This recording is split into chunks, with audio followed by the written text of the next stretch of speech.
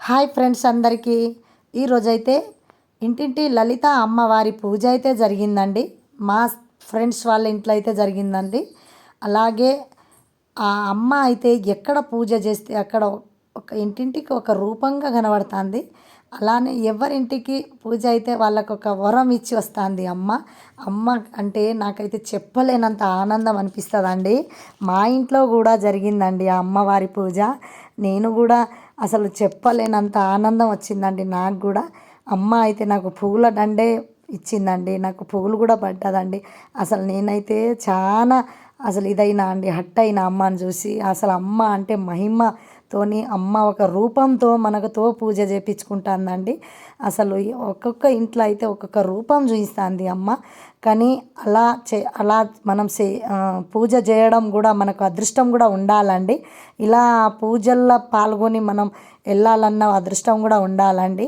నాకైతే చాలా ఆనందం అనిపిస్తుందండి. మేమైతే ఒక 10 మంది కలిసి చాలా బాగా పూజ చేసుకొని అయితే వస్తామండి మేము ఇంటింటి లలిత అమ్మవారికి. అలాగే ఈరోజు మాకు తెలిసిన ఒక ఆంటీ మాకు బాగా క్లోజ్ అండి, వాళ్ళ ఇంట్లో అయితే మాకు పూజ జరిగిందండి. వాళ్ళ ఇంట్లో పూజ జరిగినాక మేము భోజనం చేసుకొని ఇంటికైతే వచ్చామండి. కానీ చాలా ఆనందం కూడా అనిపించిందండి. మీరు అందరూ చూసిన వాళ్ళకు ఈ ఇంటింటి లలిత అమ్మవారి ఆశీర్వాదం మీ అందరి మీద ఉండాలని నేను మనస్ఫూర్తిగా కోరుకుంటానండి.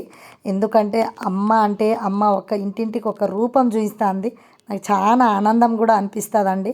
ఇట్లా ఈ పూజ చేయడం కూడా మన అదృష్టం కూడా ఉండాలండి.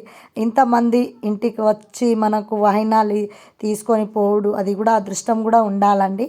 నాకైతే చాలా ఆనందం అనిపిస్తుందండి. ఇలాంటి పూజలు ఏదైనా రథమైనా ఇంత బాగా జరుగుతుందంటే నాకు చాలా ఆనందం కూడా ఉంటుందండి.